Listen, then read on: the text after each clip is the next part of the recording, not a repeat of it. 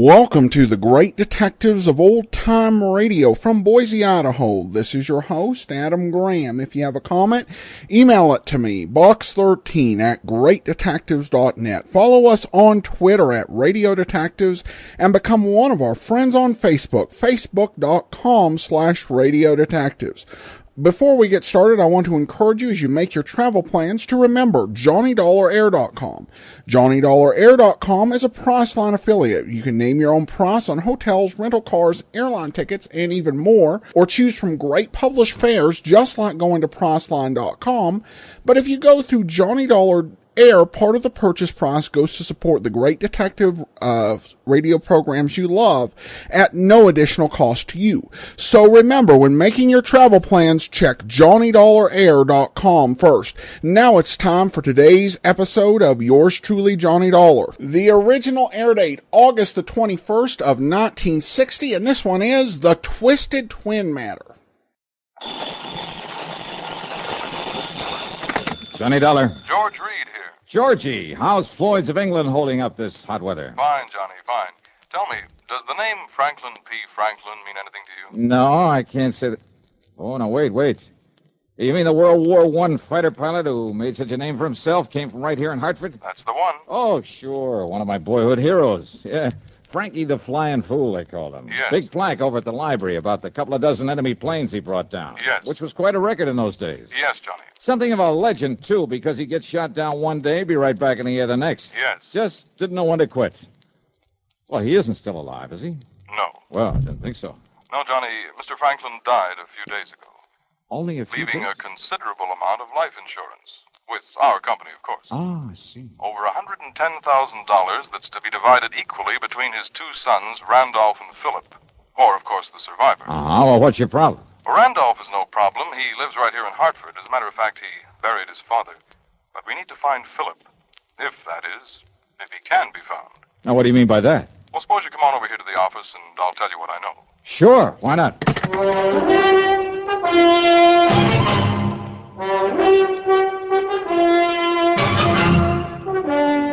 CBS Radio brings you Bob Bailey in the exciting adventures of the man with the action-packed expense account, America's fabulous freelance insurance investigator. Yours truly, Johnny Dollar.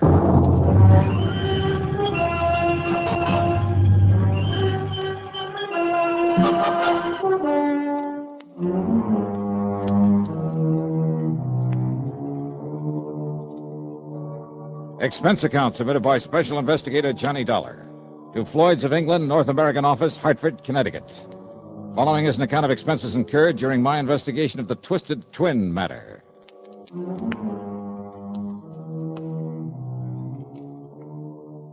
Floyd's of England hands me some pretty screwy cases, but I love them because they always put money in my pocket, sometimes plenty. So, expense account item 1, $1.10 for a taxi over to George Reed's office in the big new building on the square. Yes, Johnny, as you mentioned over the phone, Franklin was one of the wildest, most daring aviators in all of World War I. Yeah, from what I've heard and read about him, flying and fighting was a kind of obsession with him. That's exactly what it was, an obsession. It was more than that. It was a mania. Yeah. They simply couldn't keep him down.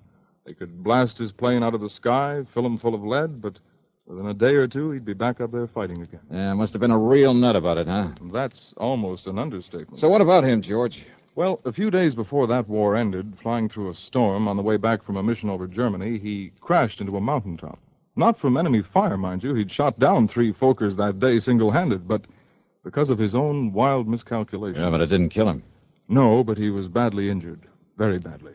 Didn't regain consciousness for days.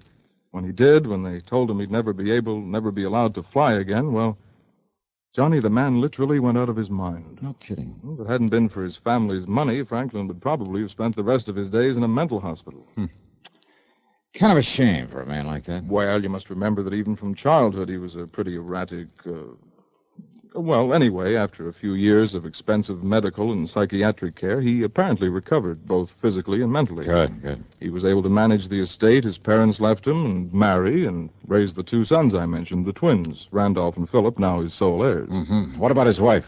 Their mother, Grace Franklin, died when they were born. Oh, I see. Twins, you say? Yes. Identical? Absolutely identical, in appearance. What do you mean by that? Well, Johnny, They both inherited some of their father's instability. Now, you'll see what I mean when you meet them. That is, if you do meet them both. Yeah? Now, Randolph, living here in Hartford, is a salesman. He's on the road for a big machine tool manufacturer, and so far as we know, doing all right. And Philip? Well, from what little we know about him, Philip, the stupid one, well, the last we heard, he was a henchman, I guess you'd call it, of a man named Carlo Fazzetti. Fazzetti? Yes. The mobster out Yes. in Chicago? Yes. I had some mighty unpleasant dealings with Fazzetti one time. Well, have you contacted him, ask him what he knows about Phil? No. Gee, Carlo Fazzetti. Yes. Oh, that's bad medicine. I realize that. But if the company's willing to pay good money for it, I'll try to make contact with him, see if I can enlist his help for a change. So. It may not be necessary. Oh? And your important contact will be Randolph. Okay. Because according to him, Philip died about a year ago. Okay, then I'll... Oh? Yes. Well, in that case, George... But he hasn't been able to give us any proof. And that, of course, is what we must have, proof, one way or the other. Well, Johnny? There's a fee on this one? I mean, after all, if I should end up having a tangle with Carlo Fazzetti. Your usual commission on the face value of the policy. And expenses? And reasonable expenses. Okay, Georgie, here we go again.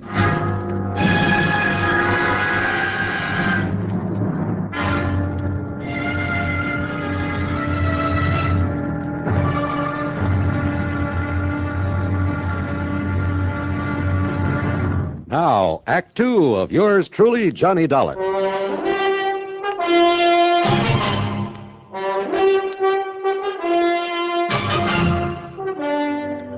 Charlie, the doorman at Randy Franklin's apartment, might better have been named Gimpy because of his mental limp. Is that Mr. Franklin? Geez, I don't know. You don't know? Well, how should I? Well, he does live here, doesn't he? Sure, part of the time. Huh? Sure, he's a traveling salesman, some tool company. Yeah, well, ring his Mister, apartment. he's out of town just as much as in. Sometimes a couple of days, sometimes a month away. Yeah, okay, now will you please... Man, what a life. That's what ought to get me, a job like that, traveling all around. Ring his apartment, please. You See if think he's I in... like this? This standing around this fancy dump in this hot uniform? You think it ain't hot this kind of weather? I'm sure it is. Now, please, Boy. if you'll just... When I think how I could be traveling around all over, seeing the sights, meeting a lot of good-looking dames, showing them all a big time... and a Charlie, big will you fat- ring Mr. Franklin's apartment and see if he's in? You think I ain't responsible enough to get as good a job as Mr. Franklin or anybody else? Huh? Ring up his apartment? That's right. I can't do it. Can't do it. What do you mean you A can't? phone got busted a couple of days ago, and I forgot to call the repairman. But like What's I was the number saying, of his apartment? 4A on the 4th floor. But like I started to Okay, say... thanks. Yeah, well, like I was saying, me, I could be... Wow. Wait.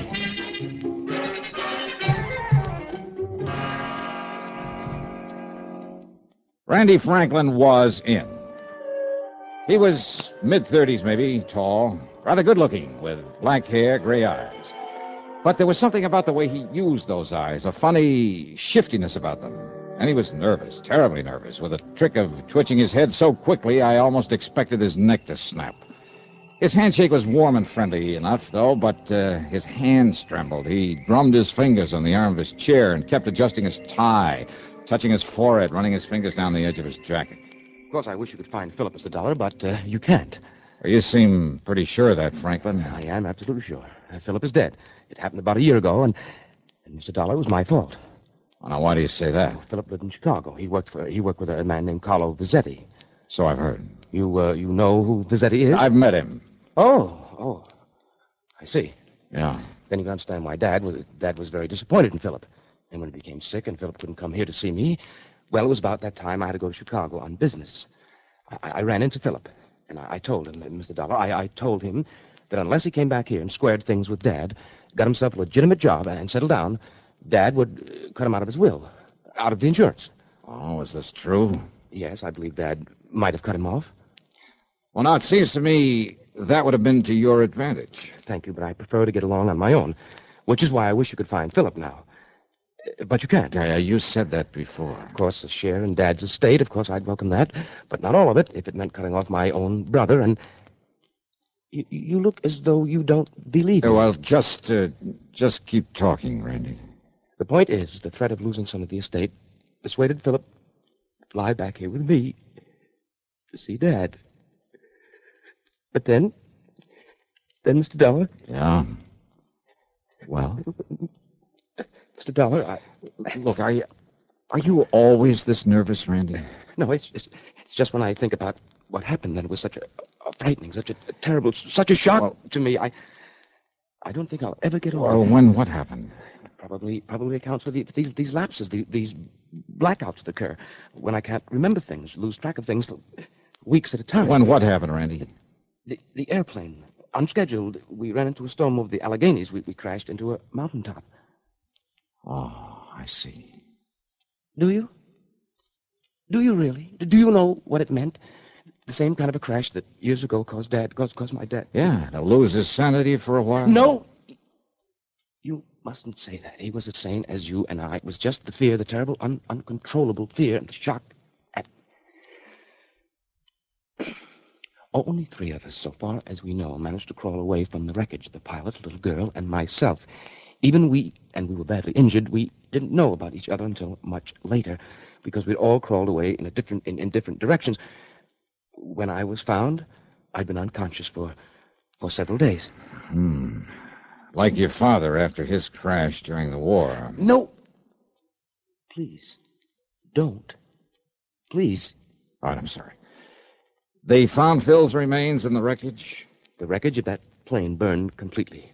That is why the morbid-minded men at your insurance company can never have the sort of proof they seem to want.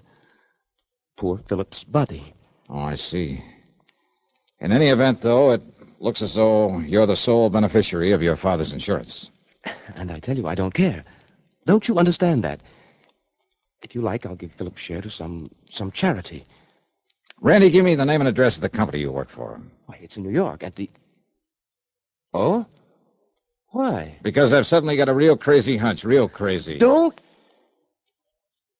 use that word. Okay, then. I got myself a real wild hunch. How's that, huh? Yeah. Instead of going on back to the insurance company and telling them to pay off this policy to you, the sole survivor... Yes, Mr. Dollar. Well, Randy, I'm going to continue my search for your brother. Search? For Philip? After all, I've just finished... Are you serious, Mr. Dollar? I sure am. But I told you... Yeah, you told me. Just stick around, Randy. And now, Act 3 of yours truly, Johnny Dollar and the Twisted Twin Matter. Expense account item 2, 3820 for a day in New York, locating and checking with the machine tool company that Randy worked for. Well, by the time I got back to Hartford the next morning, I'd learned plenty about him. He'd been a good salesman for him for years, but not lately, not since the plane crash. And he never had a satisfactory explanation for long absences from his job. They were seriously considering dropping him from the sales force. Now, in other words, he had plenty of use, maybe need, for his father's insurance money. All of it, despite what he told me. So maybe if Phil was still alive... But when I went over to Randy's apartment again, he wasn't there. Okay, then. Item 3 on the expense account is $52.10, plane fare to Chicago. Items 4, 5, and 6 are 30 cents for telephone calls to my old underworld contact on, an ex-arsonist by the name of Smokey Sullivan. Item 7, $100 cash to Smokey when he dropped me off at Carlo Fazzetti's hangout, which, as might be expected, was an exclusive apartment out near the Ambassador East. What I didn't expect was the man who opened the door. Yeah? I want to see Carlo Fazzetti. My name is Randy. Huh? So this is the answer. What are you talking about, mister? Oh, now don't give me that, Randy. So you've been playing it both ways, huh? You ain't making no sense, Buster, so go on, get out of here, get lost. Now, just a minute there, Randy. What's this Randy stuff? My name's Phil. Phil Franklin? No, get out. Just a minute, Phil. Who is it? Should I know, boss? This jerky comes in here and starts talking. Well, my dear old friend, Johnny Dollar. Huh? Old friend, huh? Why, of course, since you can't possibly be trying to tie me in with some of your insurance trouble. For once, Fazzetti. Come in, Dollar. Come in. Yeah, sure. Ah, Phil, Yeah, boss? make an extra one of them drinks for Mr. Dollar here. My old friend, Johnny Dollar. Hey, boss, whatever you say. Now, wait a minute. I want to Go talk... ahead, Phil. Yeah. Sit down here, Dollar. Right in here. That's Phil Franklin, huh? Yeah, dopey Phil Franklin. You're sure of that? Of course I'm sure. He's been with me for years, off and on. Off and on, huh? One of my good boys once, but now I don't know why I keep him around. Say, listen, Did I Freddy. say keep him around? Half the time he's here doing odd jobs around the place, serving the booze, helping himself to it. Half the time I get the boys out looking for him. Sometimes he's gone 2 days, sometimes for weeks. Wait a minute. Yeah, Wait he a used to be minute. one of my good boys. But ever since somebody knocked him on the head about a year ago. Say, he cracked up in an airplane. Oh, he did, huh? I know, what would Dopey Phil be doing aboard an airplane, huh? Here's your drinks, boss. Here. Ah, that's the boy. Now, Dollar, why'd you come here to see me, huh, pal?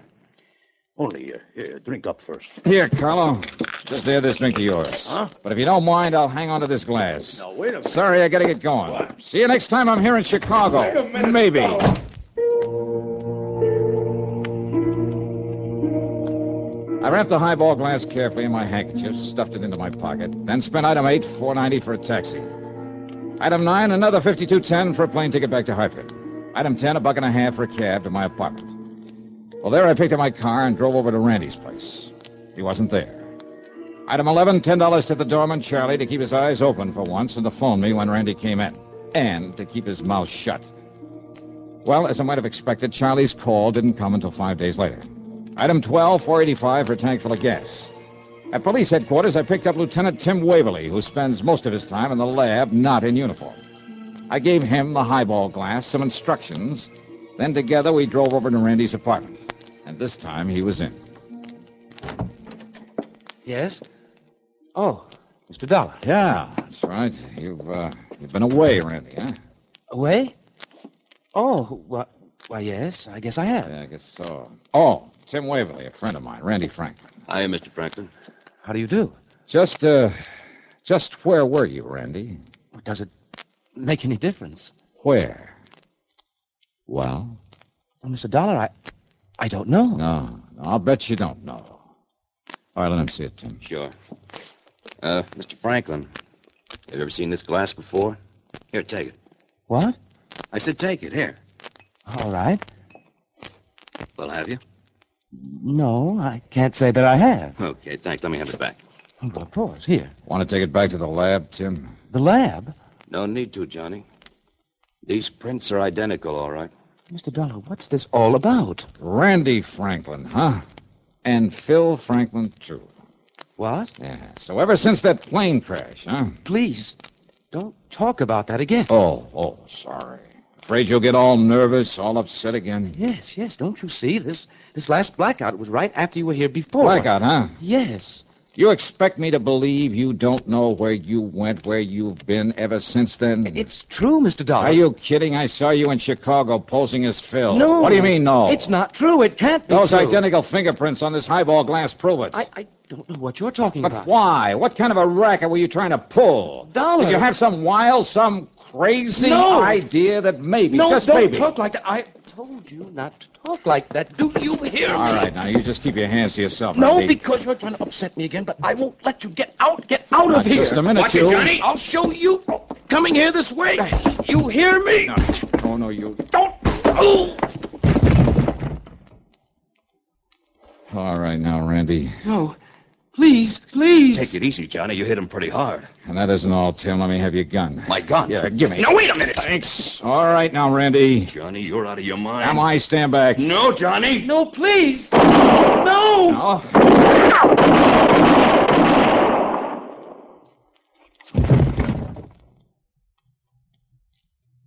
Johnny, if I didn't know you. Okay. It was the shock that knocked him out, Tim. I know. You not only didn't hit him, you didn't try to, but Yeah, I that's did... right. Now, let's get him over to old Doc Parsons. Dr. Parsons? Yeah.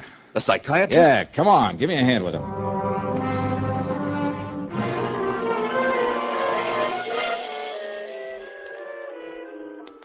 Then, Doctor, it was a guilt complex that brought it all about, huh? This condition of his. Plus shock, Mr. Dollar. You see, Randolph had built up this complex as a result of his brother's death in the plane crash. Mm-hmm. And you must remember that Randolph felt responsible for Philip's death. Uh-huh. And afterward, during his blackout, he really thought that he was Phil, huh? Exactly. Of course, you were taking a big chance, Mr. Dollar. This new shock might have killed him. Oh, brother. Don't I know it, Doc? But, you know, when I suddenly realized what it was all about, Well, fortunately, it worked. His intense excitement, which ordinarily might have resulted in another one of his blackouts, sent him back into the Phil personality. Well, that excitement, plus the shock and pain when you struck him, then his overpowering fear when you stood over him, pulling that trigger, apparently trying to kill him. Well, Dollar, they were a perfect match for the pain and the terror that existed during the plane crash that made him the way he was. But now, Doctor? Well, I'm convinced that with proper care, Randolph will now be all right. Will be himself, entirely. Good. Just, don't you ever try anything like this again, young man.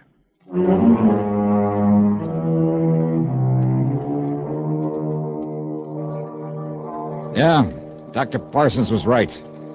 After this, I'll leave the shock treatment bit to people like him who really know what they're doing. All right, let's see now. Expense account total comes to $196.55. There'll be no fee on this one. Yours truly, Johnny Dollar.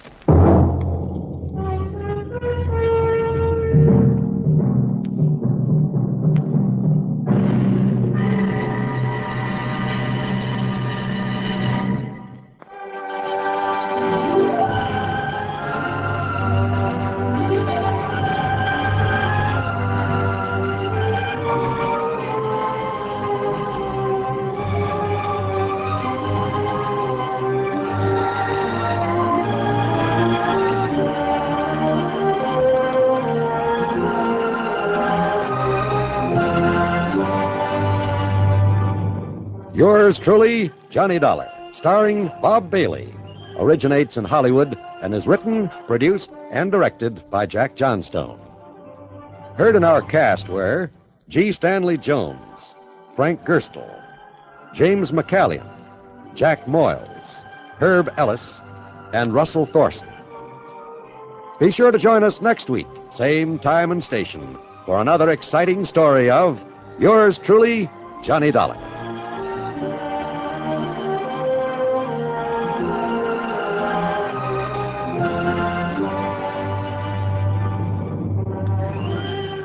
This is John Wald speaking. Johnny Dollar has come to you through the worldwide facilities of the United States Armed Forces Radio and Television Service.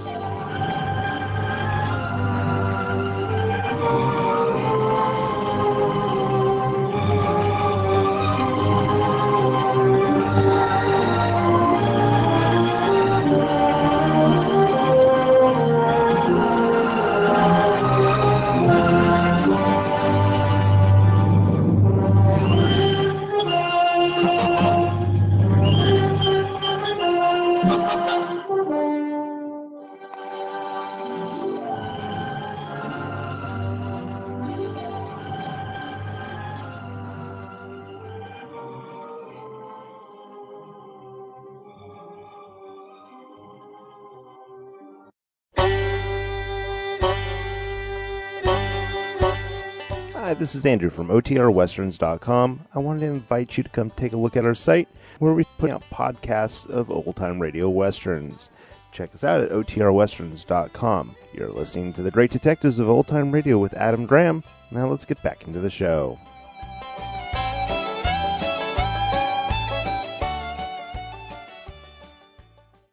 Welcome back. Well, Johnny refuses a fee, and I guess the only reason I can think of is perhaps thinking better of his attempts at psychology. Psychology by firing off weapons. Not generally the best choice.